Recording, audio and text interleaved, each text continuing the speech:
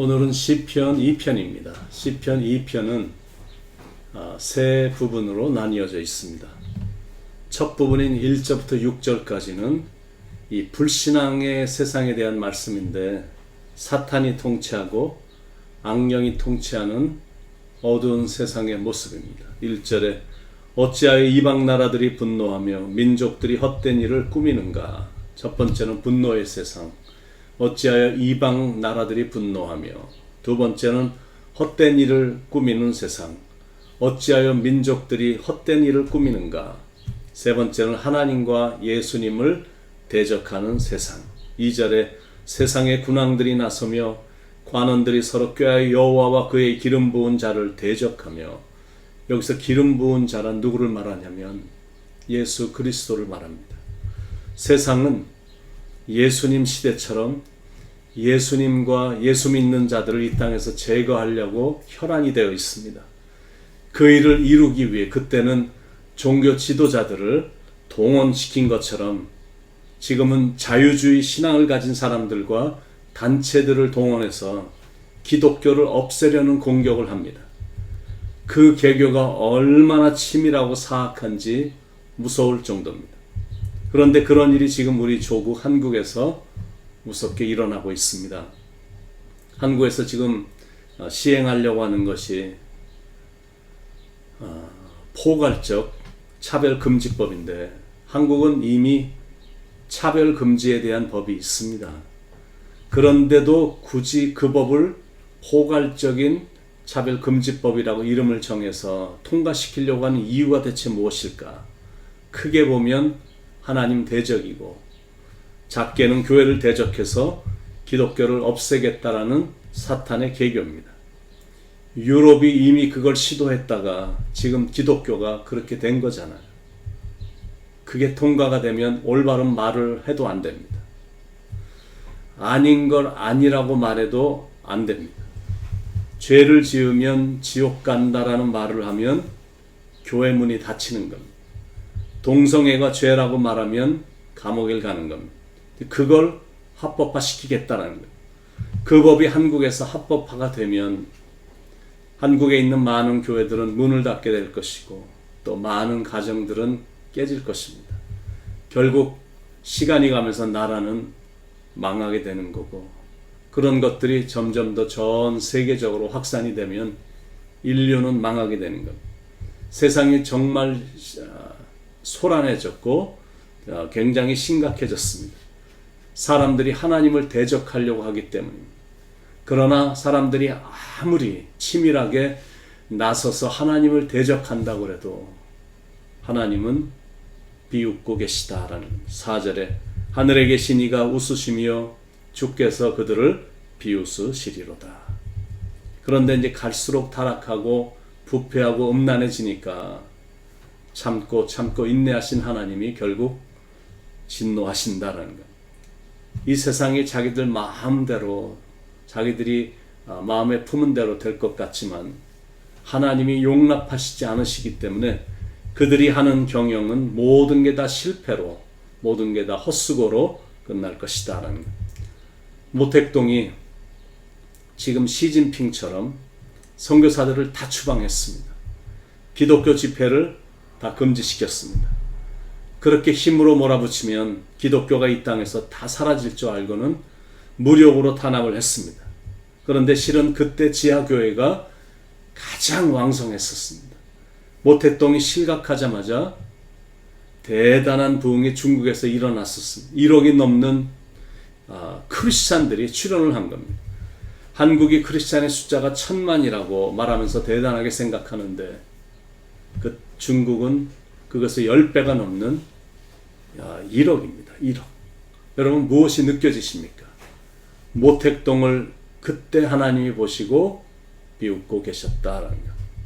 지금 일어나고 있는 이 일이 절대 통과되지 않도록, 하나님의 진노가 임하는 나라가 되지 않도록 여러분과 저는 상황을 잘 파악해서 기도해야 됩니다. 사탄이 통치하고 악령이 통치하는 어두운 세상, 분명히 알아야 될 것은 그 위에 하나님이 계시다라는 것. 그래서 하나님께 기도하는 것. 두 번째는 7절부터 9절까지 말씀인데 메시아이신 그리스도를 향하신 하나님의 말씀입니다. 7절에 내가 여호와의 명령을 전하노라. 여호와께서 내게 이르시되 너는 내 아들이라. 오늘 내가 너를 낳았도다. 너는 내 아들이야. You are my son.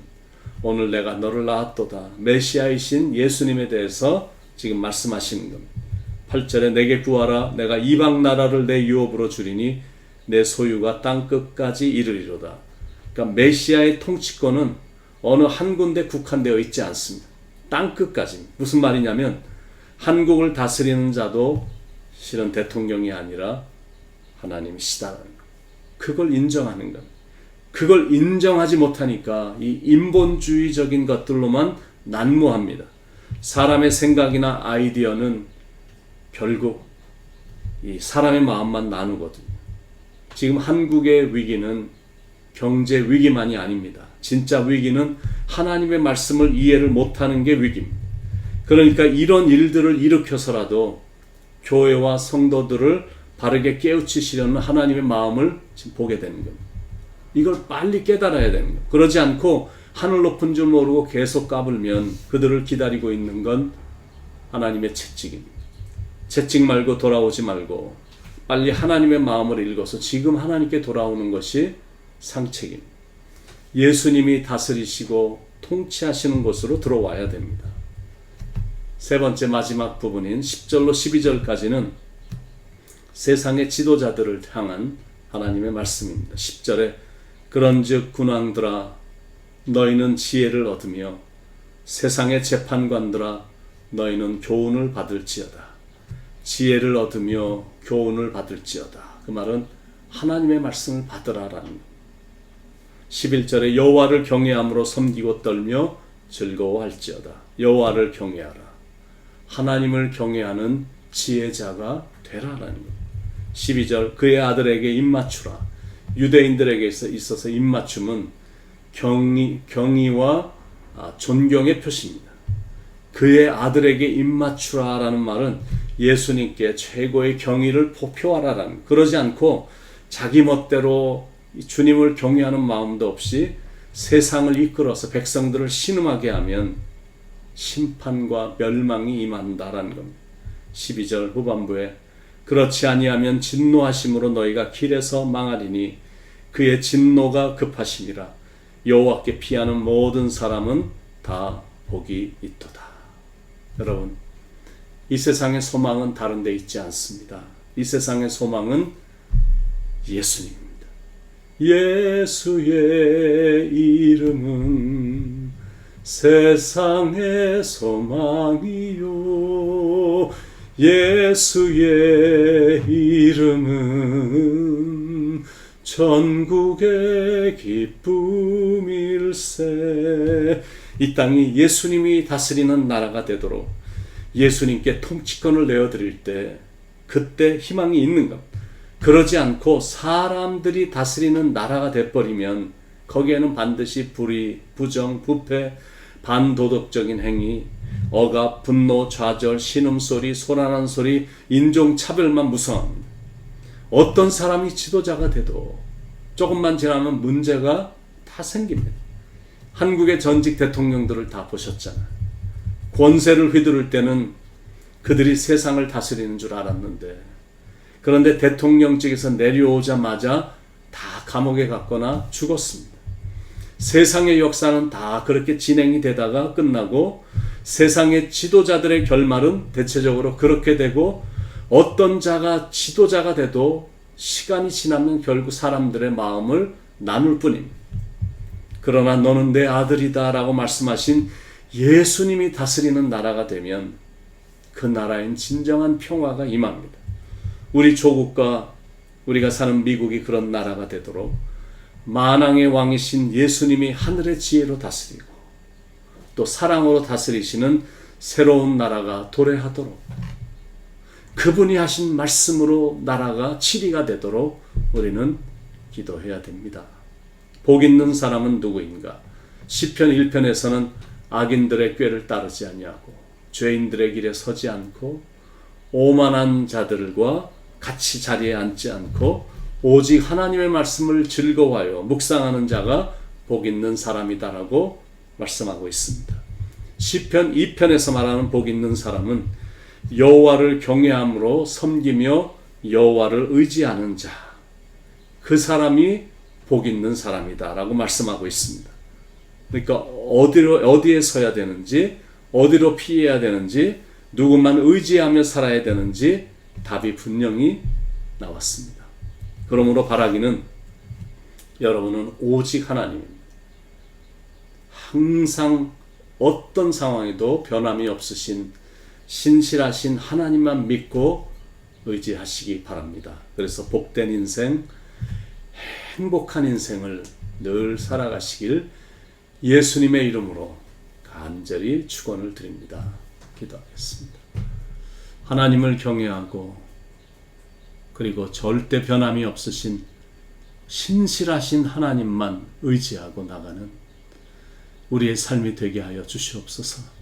세상이 흉흉하고 어떤 사람들이 지도자가 돼도 자기들의 생각과 사상과 목소리만 내면서 나라를 이끌어가면 사람들의 마음은 나뉘어질 뿐, 그러나 하나님을 경외하고 정말 그리스도를 앞세우고 또 주님의 말씀을 의지하여 나라를 치리할 때 이 땅에는 평화가 도래하고 서로가 서로를 사랑해서 살기 좋은 나라, 또 하나님을 온 백성들이 섬기는 그런 아름다운 나라가 되는 법, 그래서 그걸 놓고 기도하게 하시고 우리 조국 한국을 위해서도, 우리가 살고 있는 미국을 위해서도, 우리의 자녀들, 우리의 후손들을 위해서도 그런 나라가 도래해서 어두워지는 사탄이 컨트롤하는 세상이 아닌 성령님이 이끌어가는 그런 세상이 되도록